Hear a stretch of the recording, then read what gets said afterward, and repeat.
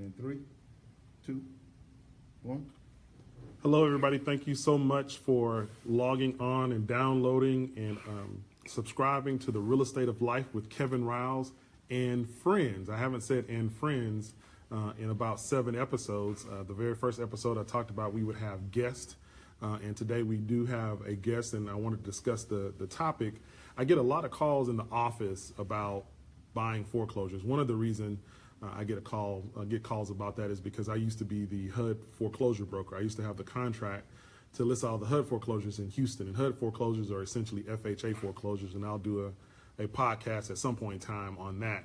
But one of the things that I get a call on probably the most is how do I buy foreclosures at the auction, at the county auction. So I decided to bring the area expert, the nationwide expert in tax foreclosures to our podcast, Kevin Riles and friends. And my daughter's been asking, so Madison, if you're listening, I finally have a friend on the podcast. She's been asking, where are the friends? And so I truly do have a friend on the podcast today. I'm going to introduce her here in a second. So today's topic is how to buy tax foreclosures at the auction. How to buy tax foreclosures at the auction. And one more time, how to buy tax foreclosures at the auction. One for the Father, Son, and the Holy Ghost. So for us Christians out there. So with that being said, I hope you'll enjoy this. And so I want to introduce to you someone that I've known since high school. As a matter of fact, right now, just as a parenthetical reference, right now, Willow Ridge Eagles out there are 3 Eagles that are here right now doing this podcast. That's how fly Willow Ridge is. We have myself, class of 1991. We'll have who I'm about to address, and I'll have her give her class. And then Mr. Producer, who I cannot say his name. When I do my very last podcast, we're going to reveal who Mr. Producer is. So if that's 3 years from now, it's going to be like a cliffhanger at the end of a series. We finally go find out who Mr. Producer is. And he's also a class of 91 Willow Ridge graduate. So for the WHS folks out there, I appreciate you guys listening to me. And so without further ado, I want to introduce attorney Natasha Gransberry Esquire. Hello, how are you doing? I'm fine. Good. Look, Good morning. Good morning. Good morning. Good morning. I am excited to talk to you. Natasha and I have known each other since high school. I was a senior and you were a freshman, sophomore? Freshman. Freshman. Man, I'm that much older than you? Really? Yes. Wow. You graduated in 91? Yes, I graduated in 91. You graduated in 95?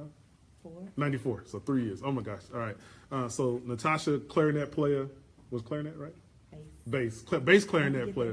Bass clarinet. My instrument as well. Some of y'all out there like I logged on for tax foreclosure. I logged on for bios and bass clarinet talk. So Natasha Gransberry is a real estate attorney in the state of Texas. I've been knowing Natasha since high school, and I'll have her kind of give her quote unquote credentials, but I'll just let you know that she's highly qualified. She is my real estate attorney. So when people call me and ask me, is there a real estate attorney that, or wills and probate attorney that I would refer, Natasha's always the one that I refer. She's helped me out of situations and helped me represent myself as well. But today's topic is something that she's an expert on because one of the things that she used to do is teach classes, and we're going to talk about that at the end of the podcast, that we're going to do another class here in a couple of weeks on tax foreclosure. So Natasha, tell them a little bit about your background, education-wise and just career-wise.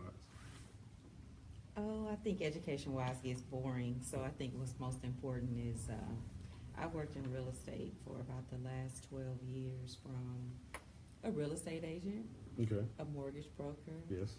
a title fee attorney, Right. title research, right-of-way work, tax foreclosures, commercial and residential. Mm-hmm. So I think other than about calling me about buying a ranch farm, I pretty much have covered it. You covered it, and she has, and I'll say that when it comes to, I guess I'll ask this. A lot of people think, because I get this question, I'm looking for a real estate attorney, and I'll say you, and I say you also do wills and probates. Why do you see a lot of attorneys, and I know we're talking about tax foreclosure, that do will and probates also do real estate? What's the combination there that kind of puts those two things together?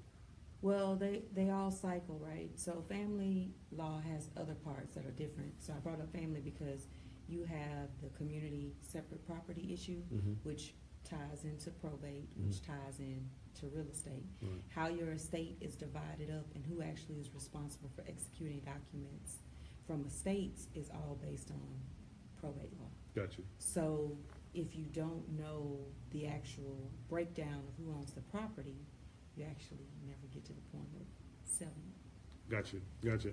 And for those of you out there, and I always tell people, life events cause real estate transaction, and this is the real estate of life with Kevin Riles. And so, what Natasha's talking about is divorce typically causes a real estate transaction if there was property owned.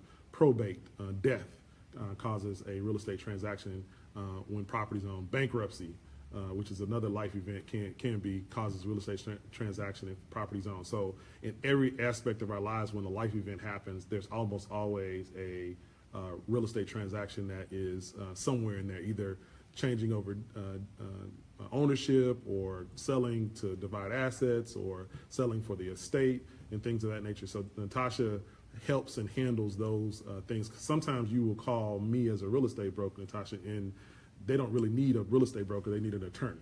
And I know I've called you on many occasions where people have called me and said, hey, can you just handle this for me? And I said, no, I'm a real estate broker. I just play an attorney on TV. Let me let you call a real What channel estate. is that? Exactly. It's on HGTV because everybody thinks things work like HGTV in 30 minutes with 3. I just had that conversation yesterday. So for the topic of the day, though, one of the questions that I get, Tasha, is how do I buy tax foreclosures in the state of Texas? And I mentioned HGTV. The reason I think that has become so popular is that there are a couple of shows on Bravo and on HGTV where you see guys, especially in Arizona and California, going to these tax foreclosure auctions and going to the house, looking in the windows because they can't enter the house, and then they go back, or they're on a walkie-talkie with someone. And so since that show, and I forgot the name of it, has come out, I get more calls about this tax foreclosure auction process in Houston. We used to always get them because you and I used to do those classes, but I'm getting them a whole lot more. So I wanted to bring you on to kind of break that down as much as we have for time, and then ultimately the class. But so first and foremost, what's a tax foreclosure? What's a tax foreclosure? Well, yes, a property tax foreclosure. Mm-hmm. Property You have tax. to say yeah. property Yeah, you're tax. right. You're right. 'Cause Property tax there's foreclosure. personal, there's business. Right. That's true. That's true. So a property tax foreclosure is when a governmental entity, the school district, the county, or the city actually places your property up for sale due to a failure to pay taxes after obtaining a judgment that has enforced that tax amount that's due Mhm. and authorized that jurisdiction to foreclose. So basically, by the time you see the sale, it's already been sued on in court, Mm-hmm. judgment received, order of sale. Gotcha. So it can't happen without those steps first. Now, that doesn't mean those steps happened properly. Mhm. It just means that they occurred and now a sale can take place. So I want to dive in on what you just said properly. In the Chronicle for the last 2 to 3 weeks, they've been running a series on basically the gentrification of in Houston, the Third Ward, Sunnyside area, where people are losing their homes to tax foreclosure auctions. And so, just as an aside, for those of us that aren't in this every day, how long does it take from being behind on your taxes to actually being sued and at the tax foreclosure auction? What is that process like, or is there a standard amount of time? That's not an exact science or code. I think they use just a business standard. I use the word business loosely because Mhm. it's jurisdictions, but Right. you probably would get a better answer from the law firms that actually represent them. Okay. But they did make a better rule. I don't know if you remember over the years, the media would show people losing their homes over The HOA. or Right. only owing $100. Right. Well, the jurisdictions try for at least a few years Mhm. or a certain amount of taxes due based on the value of the property. Gotcha. So the goal is not to have $100,000 property and take it to sale over $2,000 worth of taxes. Right. Okay, But so older properties, you see, they may have somewhere between 5 and 10 years in back taxes before they actually go to sale. Gotcha. Now, there may be an argument about the issues about now there's an increase in the foreclosures, but the problem is they have the right to foreclose even when you're 1 year behind. Okay, so once you hit that threshold, they can file suit. The other reason they stopped doing that too is because it costs money to file the suits. And if you file for someone owing only a year or two, they make payment. You spent money, the cost factor. You flooded the court system with all these properties on the docket that really could have been resolved with a letter just threatening to sue. Right. So all those things happen before you get to that point. So yes, maybe somebody has been riding under the radar, but they've always been eligible for the sale. And I've worked with nonprofits that have helped people in this situation and get the different exemptions to keep the sales from happening. Right. So it's been going on. It's not really just about now somebody wants to build homes. If somebody was concerned about these people losing their houses, them owing taxes has already been public record for years. Where were you to help them then? Right. And so it sounds like more of an awareness by mainstream than something being new. In other words, this has always been going on, but now articles and TV reporters are becoming aware of it. That's what They're not becoming aware of it. They're making it their centralized story. Right. Tax records are online free. You can look them up on the city website and see who is behind on their taxes. Right. If they're behind, it says, click here, view bill. If they're behind, it says, this is under suit. Contact such and such. Yeah, I've seen it many So times. it's not hidden. Right. And if there's no suit, it says how many years they are behind. Right. So it's public record. Right. And so with that, I wanted to put that out there because I know I get calls into the office as to not necessarily wanting to sell a property, but my mom or my mom's property or my grandmother's property or my property, they're behind, we're behind on the taxes. What do I need to do? I don't want to lose mama's house because we've been in the family forever, or grandfather's house. And so just as another quick aside, you can, I know this for a fact, set up a payment plan with some, depending on where it is in that process. And you're looking at me like maybe, but so am I incorrect in saying that you can't set up a No, payment plan? you're not incorrect. Okay. So I think I'm thinking just ahead about the focus. Right. So an investor's focus is once you have orders, they're concerned with everything that occurs from that standpoint. But homeowners or family heirs are concerned about keeping the property or getting it back. The problem with the payment plans is wills and probate. Got you. If someone has died and you don't have the proper chain of title from the estate side, you will have a hard time getting the payment plan. Because they're not dealing with the person that Well, there's no clear certainty as who's deemed the owner. Got you. Okay? And usually the problem runs into large families, several siblings, deceased siblings with children by the deceased siblings. So what started out as a home owned by 2 people is now owned by 12. 12, yeah. And when you approach the county or city for a payment plan, 12 people are not showing up, and then they don't know if there's a 13th. Right. So if you do it, you could try to enter into it, and if you do so, the other problem is that doesn't give you a greater ownership at the time. So most people are hesitant. Because they're 1/13 or 1/12 of the owners, right? Exactly. Correct. Right. So I just wanted to put that out there as a couple little points of help on the homeowner side. Getting back, as you say, to the focus of this particular episode. So we've gotten to the point.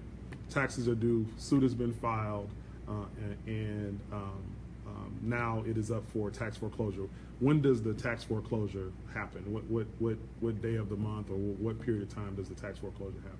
Well, tax sales always occur the first Tuesday of the month. Right. That's not a holiday. Right. So First Tuesday of the month. Right. this was the first time July 4th, well, in a while, Right. July 4th was on a Uh-huh, Tuesday. that's right. So you ended up pushing it Push to it the back. next year. Right. And sometimes They don't have a sale. They may skip a sale month. I know for a while, the city of Houston or the county didn't have one. I think July. Okay. They didn't have one. In some places, they don't have a sale during that would affect Christmas. Christmas. And so for those of you out there, that's first Tuesday of every month in every county courthouse in the state of Texas. That's not Right. That's not a local. That's thing. not a local thing. That's a state of Texas thing. So for those of you that are listening in Waxahachie or Dallas or wherever, whatever your county courthouse is, and typically you can find that location out by calling your county clerk's office to find out when when and where, I should say, what time it starts and things of that nature. So just to let you know, it's not just a Harris County thing for those in Houston or Fort Bend County. That's across the state. So the foreclosure auction happens. The property owes $15,000 in taxes. They file suit. It's first Tuesday of the month. I go to the bank, Natasha. I get my 15th for the kinfolk out there, and I'll run down. In this particular case, we can talk about Harris County, the Family Law Center downtown in Houston. I run up the stairs, and then what? You failed. Why have I failed, Natasha? Proper planning, Yes, proper planning. Yes. research, Okay. execution. I gotta actually check the stuff out. It don't work like on TV on HGTV. No. Okay. No. So what do I need to do before I run up the stairs with my 15th thing? Well, the good thing is every month, before the sale, the law firm handling the information will put out a list of all the properties that will be sold in that coming month. Gotcha. You would prepare and get that list, determine your budget, Mhm. because basically they tell you what the starting bid will be, because they have to assess it, like I said, based on the judgment. And from there, it depends on how good you are or how much of a risk you'll take. Why would I want to research? Like, I see the price, I see the property. Why? Well, this may go back to the shows you say you watch. You're looking through windows. There Right. may be no windows. They may all be knocked out. Right. You may be able to see that from the street. Right. The copper may be missing, which you probably will not be able to know because you cannot enter the home. That's what. Or someone may be living in it. True. Seen that before too. Yes, or several people may be living in it. Right. It may be run down, different things of that nature. May have mold. Right. Well, those are things afterwards. I'm just Right. talking about your physical. Right. So you have to assess what is your budget for that, Mhm. because you can look at that bid, and if you're not an actual contractor or you don't have a steady contractor with a reduced rate based on volume, those things could turn your idea of The an $15,000 house to the $200,000 house. or just shoot Unusable. yourself. Right. I'm not advocating that. No, but, right, I mean, right. you shoot yourself in the foot. Right. Exactly. Because you've actually just made a huge mistake. Right. So that's your initial research, and then your title, because you have to be aware of who can redeem the property. And so, without going into too much, we obviously are all familiar with the term redeem at some point. You get it back, and so you have to be aware of who's able to get it back and what are you at risk for when you purchase it.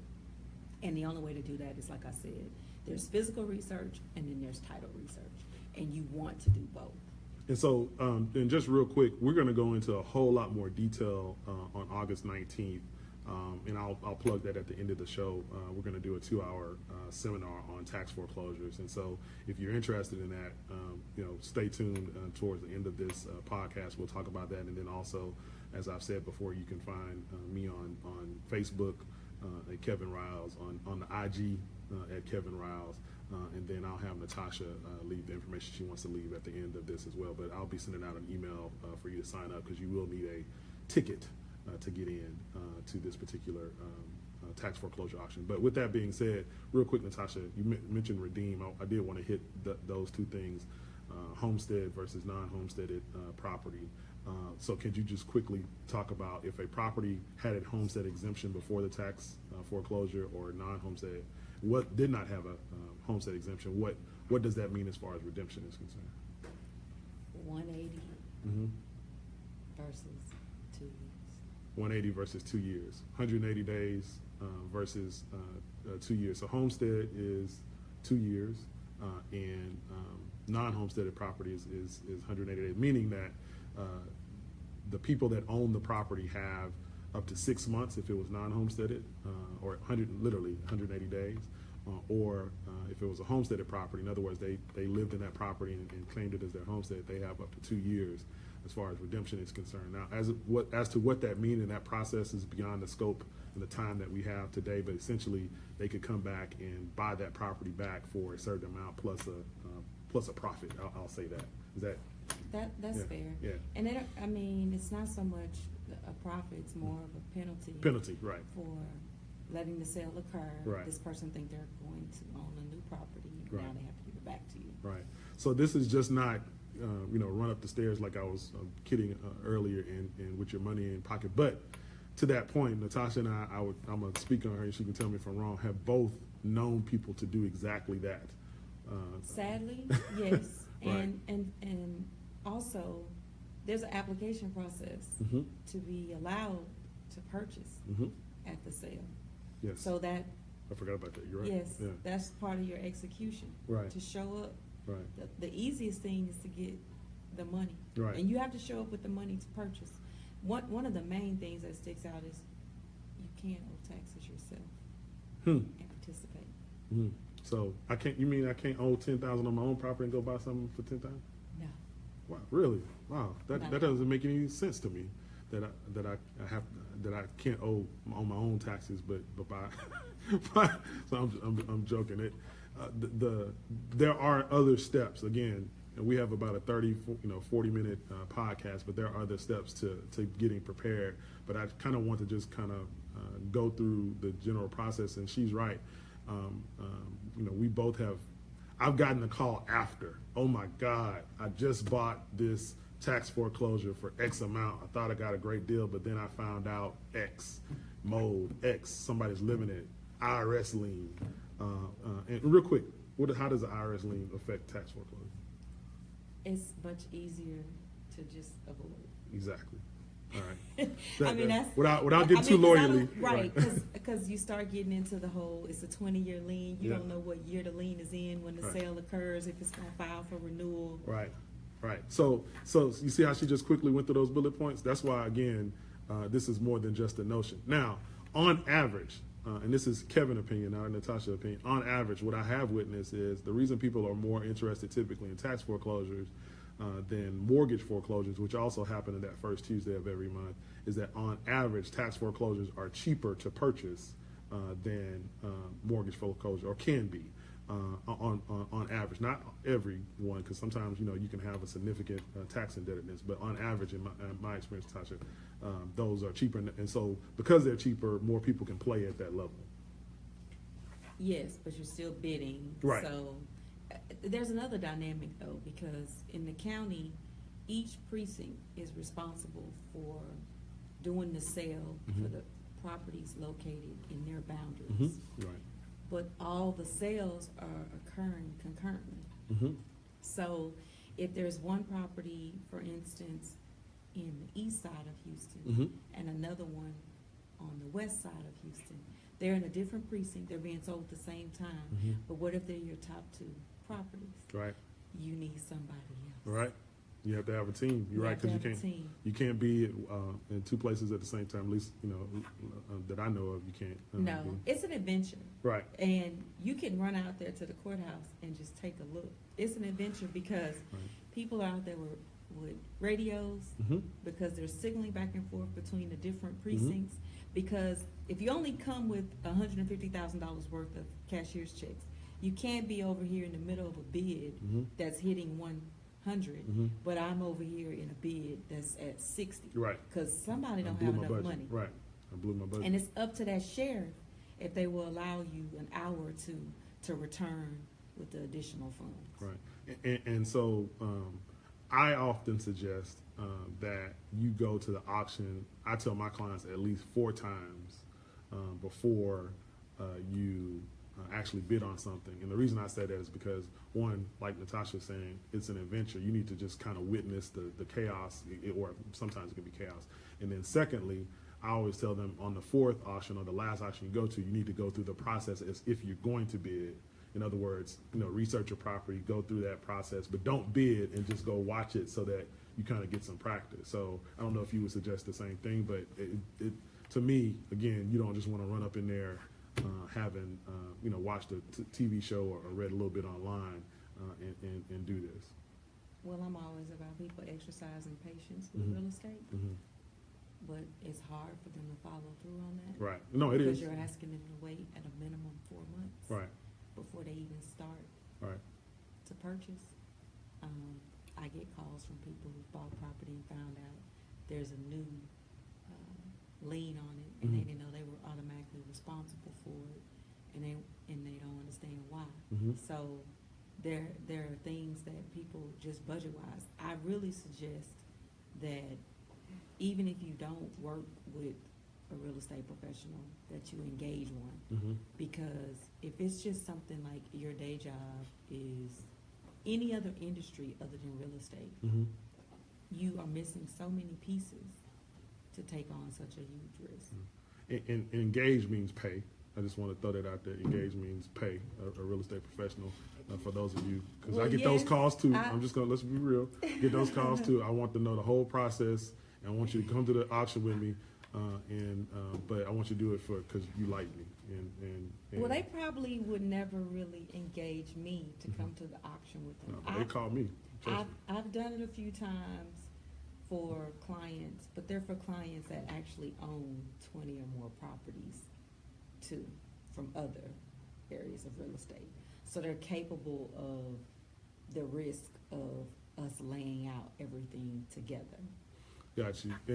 And I'm getting, for those of you that are on Facebook Live, I forgot to mention that I always take this, and whenever I do, I put it on Facebook Live. I did get a question, and I'll answer it in a second, but I want to, as we get kind of closer to the end, kind of step through the process. So, Natasha, I've registered, I've done all the research, I have my 15th. I get to the auction, I find Precinct 2's auctioneer, and I'm bidding. The bidding starts off at $5,000.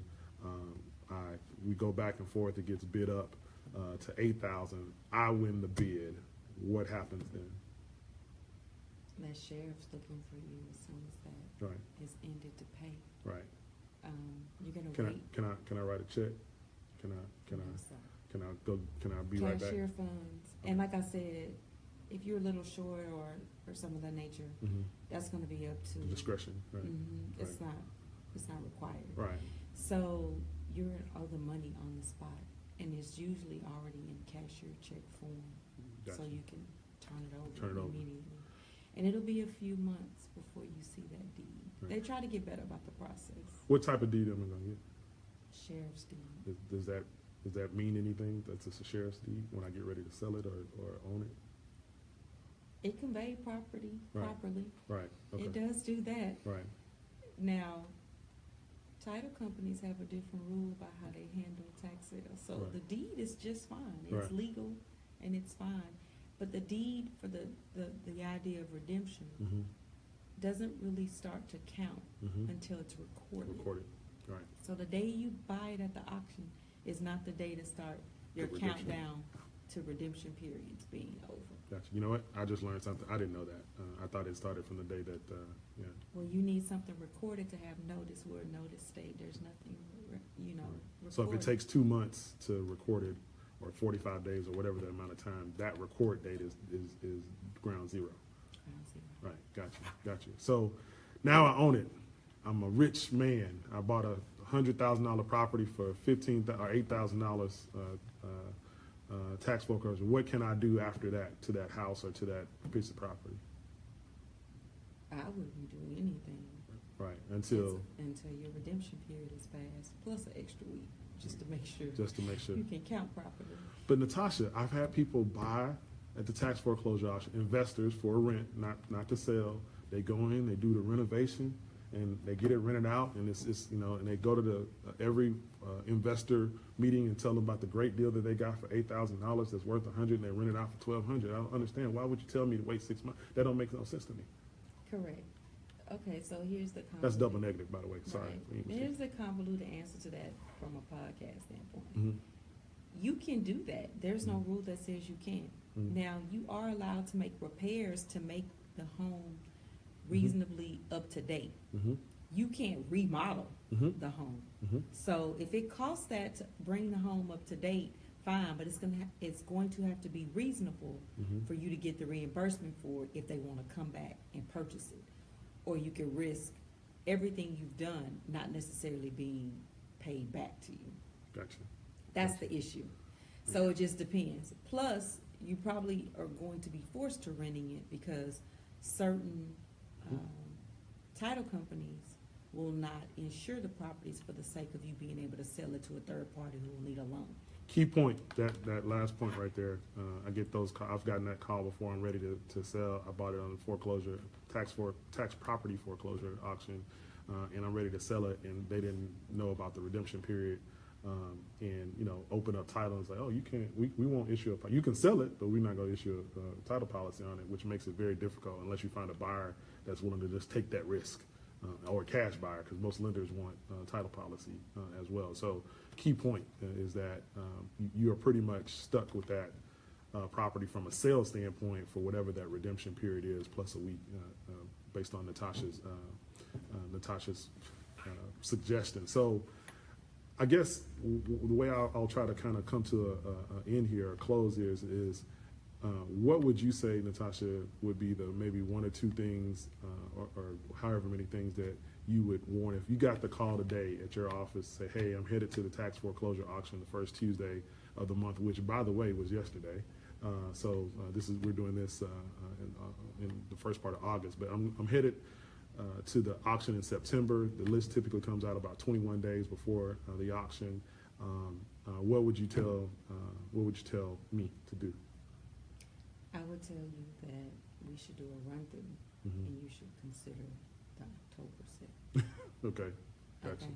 It's much cheaper for me to show you how to hit through the homes. We got to talk about, are you going to pay for title services? Are you good at title? Because you need to check things. Part of the issue why title companies don't insure is because there may be missing heirs that were left out of suits. There may be bad service. An attorney can look through the case to see if there's a possibility of the case coming back. Title professional / real estate attorney can look at the title to see what are your issues that you're in jeopardy of, so that you can know, and then walk you through signing up. Because it may take a little longer for you to sign up than to sell. Right. Because the county has to approve you. Right, because they got to check to see if you owe taxes and all that other stuff. Right. Exactly. Correct.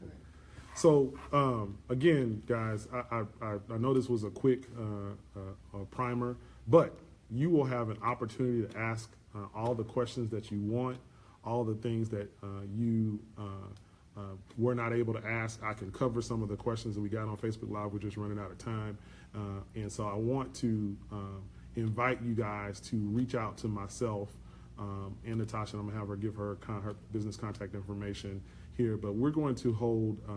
Natasha's gonna hold. I'm just gonna beat her. I'm sponsored. Holds it. Maybe bring some donuts or something. I don't know. Oh, Natasha. Okay. Yeah. We're gonna have a property tax. I want to say it correctly because she's gonna correct a property tax foreclosure seminar. Property tax foreclosure seminar on August 19th. Here in Houston. To get the details, I'm not going to give the address because we want you to sign up so we can get a head count. I want you to go to Kevin, you can send me an email at kevin@kevinriles.com, kevin@kevinriles.com. You can also go to my website at kevinrilescommercial.com, kevinrilescommercial.com. You can hit me on the Facebook at Kevin Riles. You can hit me on the IG at Kevin Riles. I think I've told you before, all my social media, so Twitter, Kevin Riles. The only thing that's not Kevin Riles is my Snapchat, and that's Kevin Riles Says. And I say to hit me up on any of those things. So, but seriously though, any of those avenues, if you send me information in your email address, I'll just need your email address. We're going to send out a couple of emails for you to register for this class and give you a little bit of detail. The lovely Natasha Gransberry will be teaching the class. I will be there as eye candy for you guys just to ask real estate related questions, but Natasha will be the expert in charge. And so Ms. Gransberry, can you give your information so if people have questions about not just this, but wills and probates, real estate, whatever the case may be, how would they get in touch with you? I just use an email Okay. and a phone number. All right. What is your email and phone number, Ms. Gransberry? It's Okay. ng@gransberrylaw.com. All right. And my phone number is 214-997-4899. All right. Repeat it one more time. 214-997-4899. And my last name is spelled Gransberry. I'm like the strawberry Gransberry. There you go, right there. Strawberry to Gransberry. What? I mean, come on now. That's for the purpose of 2 R's, because people always trying to decide if it's 2 R's Look, or 1. no explanation needed. Strawberry, Okay. Gransberry. I mean, what? What you gonna? Come on now. Come on now. Come on. So, guys, I appreciate you guys logging in. Natasha, you have some other things that you are into, specifically. And I know this is our real estate, but did you want to talk about the Gransberry at all? Just for a quick No, second. I think she's okay. Okay. All right. She's okay today. Gotcha. Yeah, it's a Just lot. Google the Gransberry. I'll just leave it at that. Google the Gransberry for those of you out there that want to see what else Natasha's in as it relates to her public persona and the great things that she's doing out there in the fan sports Texans world. So those are some keywords for you right there. So I want to again thank you guys for downloading and subscribing and all the comments. I am just awe-inspired by the comments I'm getting, the text I'm getting, the emails I'm getting, and the both great criticism. I mean, great comments I'm getting, and some of the constructive criticism I'm getting. Natasha told me some things before the show today that I need to work on. So I just appreciate. I am not above reproach or correction or critique. So give me more information. I know you guys want more information on real estate topics. I've also got the feedback that some of the motivational topics I've worked on have been to your liking as well and fed your spirit. So again, I want to thank you for listening to the Real Estate of Life with Kevin Riles and friends. See you next week.